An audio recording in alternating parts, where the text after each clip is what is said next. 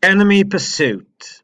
So, in our last video, our sheep moved left and right between 2 points and kind of just kept going back and forth, back and forth. Didn't interact with our player at all unless we actually ran into it by mistake or we jumped on it to kill it. So, in respect of like a little bit of artificial intelligence, what we really want is for our enemies to be able to kind of like recognize we're on the game or see us and then actually come after us, try to hurt us, and then keep chasing us until it kills us or we kill it. So what we're going to do first of all on our sheep is make sure that we've got a rigid body attached to it. And if I get back off this bit here, physics 2D and rigid body 2D, if you can spot it, please tell me. There it is, rigid body 2D. And within this, we're just going to make sure that we are frozen on the Y position. And I'll explain why that a little bit later. And additionally, we are going to add a script to this called enemy pursuit. And if I can remember how to spell pursuit, enter, and it will load up here for us, enemy pursuit, and I can double check that by clicking on it once, and it does its little kind of I'm setting you up type of thing. Please don't take long. I was going quite well then. 10 seconds, 11 seconds, 12. There we go. And it does tell us down there, look, it's enemy pursuit, and up here it also tells us enemy pursuit as well. So if I double click on that to open it up in Visual Studio, and we are going to basically copy and paste something over on top of this. Well, I am, and you're going to type it out. But most of the structure is actually in place as it is. So what I'm going to do is grab this bit of code and paste it into this. And let me just double check everything's okay on there. Yeah, we're looking good. And if I save that and come back on to Unity and let it do what it's got to do, I'm going to end up spending like 30-40 seconds of each of my videos just watching for a hold on thing to finish. Right, thank you, that wasn't so bad. Right, now if I go back onto our sheep to make sure I've got it selected on here, I just want to double check. Right, so enemy pursuit, enemy speed.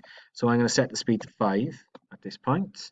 And I just want to check something on my player. If I jump in speed 30, okay, because I know. Right, so what should happen now is when I press play, our enemy should recognize where our player is and then come towards me. And then when I jump over the player, or when the player jumps over the enemy, I should say, it should still kind of follow me this way as well. So let's press play, and it should kind of kick in straight away. And like I said, this is kind of like a little very basic part of in artificial intelligence. So at this point, it's coming at me. And if I try to clear it, which, oh, I didn't mean to kill it, man, for God's sake. Let me try that again, sorry. The plan is, right, jump over it and I don't kill it. If it'll let me do it. Right, so, go on in sheep and see what you've got.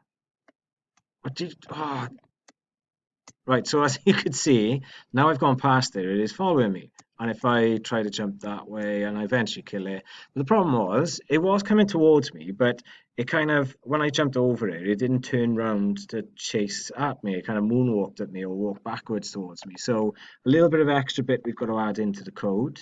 I'll come back onto here. It is literally just a couple of extra lines. So we want to make sure I put that into this spot here. And then the last bit is basically an if statement to say if you're facing this way, turn that way. If you're facing that way, turn this way. If that makes sense. And I'm just going to add that into there, make it nice and clear.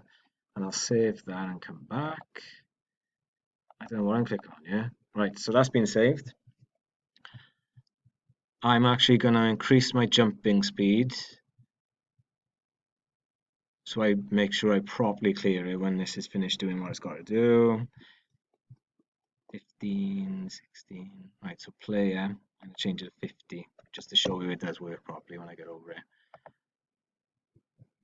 Right, so again, the sheep should come towards us, and then if I manage to successfully jump over the sheep, then it should turn around to come at us as well from the other direction. So my jump is much bigger. Oh Jesus, it's much bigger this time. There we go, and he's chasing us, and it should work when I go that way as well.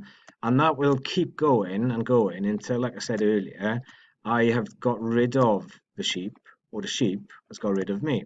Now you might be looking across, you're thinking, Rob, just jump across that way. And I'm thinking, haha, lucky you can't get me now. You're going to fall. Oh, well, I'm not quite sure how to fix that, but that's something maybe you can look into. And just to explain one thing I said about the freeze position Y, if I didn't have freeze position Y selected, and you'll see what happens now, then this might be really good for some people in terms of what you want your enemies to do, depending on what the game it is you're playing, especially if, but what you'll notice is it's actually not really doing what it's supposed to do. Anyway, right, and the last thing I just want to point out, in a game like Sonic 2, when you've got Sonic being followed by Tails, then that any enemy pursuit code you just did, potentially you could set it up so that you could have like a little character following you around in the entire game. That might be a bit of fun. But anyway, in the next video, we may be looking at how to get enemies to spawn on screen and then continuously respawn from a certain point.